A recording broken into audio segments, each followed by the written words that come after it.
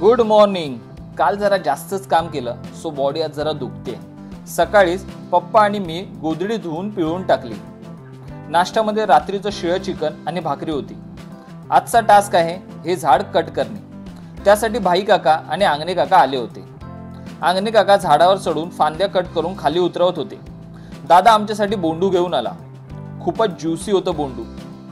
क्रिकेटची मॅच बघायला ऑडियन्स असतं तसंच ऑडियन्स झाड तोडताना बघायला पण होतं. दादा आणि मी एक चाकी गाडी आणायला कणकवलीला चाललो आहोत. तेंडोलकरकडे आम्हाला बाबू दादा भेटला. फायनली आम्ही एक चाकी गाडी घेतली. दादा लहान मुलासारखा त्या गाडीसोबत खेळू लागला.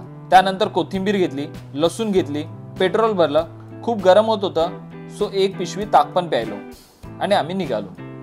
दादा बोलला रामगडमध्ये मस्त वडापाव मिळतं सो एक वडापाव खाल्ला आणि थोडे वडापाव पार्सल पण घेतले.